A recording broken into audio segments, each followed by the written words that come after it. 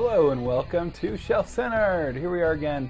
I was tagged because I'm kind of a big deal. I don't know if you know that, but I was tagged by Trinity.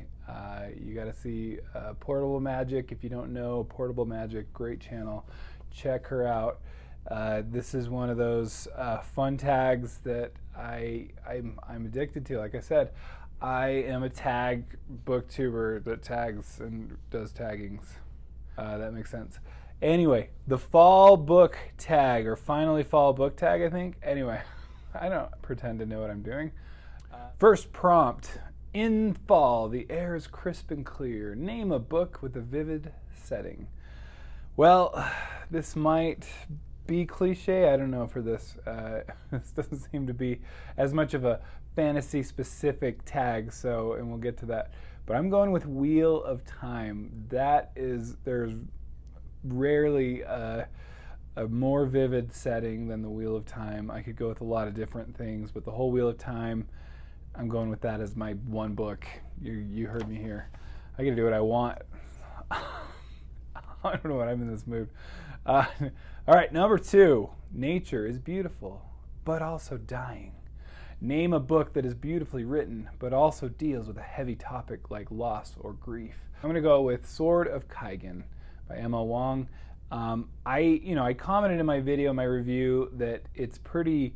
I wouldn't say that there's purple prose, but the thing is, I would say it's beautifully written in the sense that the story really is the focus and comes out, if that makes sense. And so, yeah, your level of what beautifully written is, obviously your level may vary, but I thought Sword of Kaigen deals with such a heavy topic, and it is just beautiful in so many ways. I'm gonna call it beautifully written, even though it is pretty. I don't want to say the word that's coming is workmanlike, but it's not. It's just it gets it done, but it's not gonna be overly flowery either. But I still think it's beautifully written. Going with it. Number 3, fall is back to school season. Share a nonfiction book that taught you something new. This was an easy one. I actually went through a good nonfiction spell last year.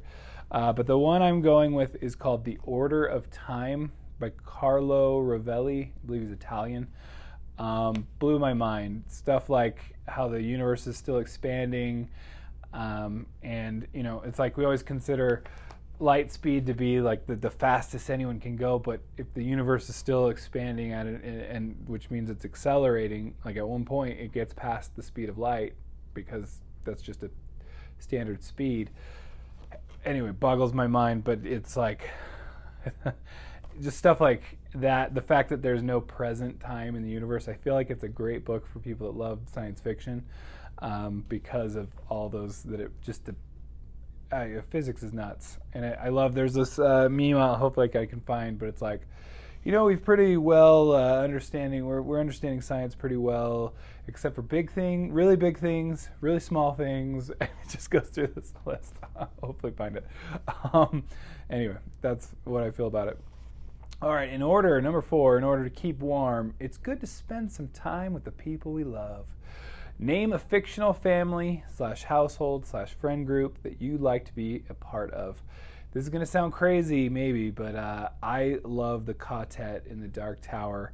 I would love to be part of their quartet, as long as we're all focused on making it, not just Roland being selfish. Which he immediately shows us in the first book that he is. So. Anyway, I still love them so much. I felt part of them. I still feel part of the quartet just reading that. And so that was part of that. I couldn't help myself. Number 5, the colorful leaves are piling up on the ground. Show us a pile of fall-colored spines. Let's see if I remember to do that. Hopefully. All right. Did I do it? Okay. Yes. I believe I did. All right, number 6. Fall is the perfect time for some storytelling by the fireside. Share a book wherein somebody is telling a story. This was an easy one. I just read Billy Summers by Stephen King. He literally writes his story in the middle of his story. I could have gone with probably multiple Stephen King books for this, but The Wind Through the Keyhole, Wizard and Glass, maybe. Anyway, yeah, lots of Stephen King books, literally for this. Going with Billy Summers though, okay? Don't count, like, you didn't hear those other ones, because it was really interesting, just kind of like a story alongside a story, I felt like, but obviously, you know, giving lots of character growth to our main guy, who's hard just not to like. Number 7, the nights are getting darker. Share a dark, creepy read. I'm going, and I probably have mentioned this multiple times now, but I'm going with Pilo Family Circus by Will Elliott. It is a nutty, creepy, so creepy, like from the first page creepy book, and then it gets creepier by introducing you to other creepy creatures and the acrobats. I'm looking at you. Anyway, all right, going with that one, super creepy. Number 8, the days are getting colder. Name a short, heartwarming read that could warm up somebody's cold and rainy day. This one I had a couple that I thought of, very short ones. Frederick Bachman is known for just pulling at the heartstrings. I know it's outside of science fiction and fantasy, but I really couldn't think of one in that realm. And I just read this pretty recently. And every morning the way home gets longer and longer. Try not to cry on that one. Very short, very heartwarming. The other one is I found best for reading with the kids. It's called The Boy, the Mole, the Fox, and the Horse. You probably heard of it easily by now, but that's one of those. It's sappy. It's really sappy. But then I read it to my kids, and just the way that it made them feel, like it just gives them, you are good, you're good. The way you are is amazing, and we all love you for it. And it just makes, you get all the feels. So my first Goodreads review that I haven't updated since I read it to my kids was like, this is happy. And then I read it with them, and I'm like, I can't, just to see their faces light up. And then they read it to each other like 1,000 times in the next week. So anyway, I can't help but say, and that one technically science fiction fantasy. I mean, talking animals. I'm going with it. Number 9, fall. It returns every year. Name an old favorite that you'd like to return to soon.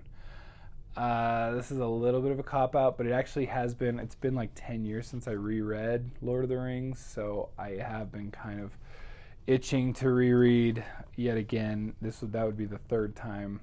They're just so good. I love them. They're the reason I am still reading science fiction and fantasy today. I also was thinking Jonathan Strange and Mr. Norrell, and just another one. I know I missed a lot with everything that's involved in that book, and so I would like to read it again, just knowing what I know about it, because it's so good. All right, fall is the perfect time for cozy reading nights. Share your favorite cozy reading accessories. For me, I don't know, with reading, I'm not one that, I like my comfy chair if I'm reading in by my bookshelf, and if I'm in bed, it's usually, I've got the blankets there, so there's no problem. It's just a big pillow for that good back support, and I need to be up as high as I can get, or else I will be falling asleep. Like, the more prone I am, the more I'm like, argh. So big comfy pillow is my accessory. Yeah. All right, number 11, spread the autumn appreciation and tag some people. I'm going to name the bookish drummer. I'm going to go with Liam's Lyceum. I might be mispronouncing that. Sorry. Liam, you're way smarter than me, okay? It's your own fault. And then see if I can convince him to do a tag. I don't know. We'll see. And then one more I was thinking was Your Brain on Books. See if I can make you do it. All right, I'm going to tag Mark. I'm going to tag Mark Dubbin. I want to see what he has to say about this and get him a shout out, because we need some more videos from him, and really want to see his opinion. So Thank you, everyone. Thanks for, as always, thanks for stopping by. Thanks for your support. This has been a great time. As you can see, finally got somewhat of an office. First things was first was I've got to get my bookshelf up. It's actually pretty good acoustics in here, not too bad at all. I saw them put it in, so I knew it was okay. Anyway, thanks for liking, subscribing, doing all those fun things.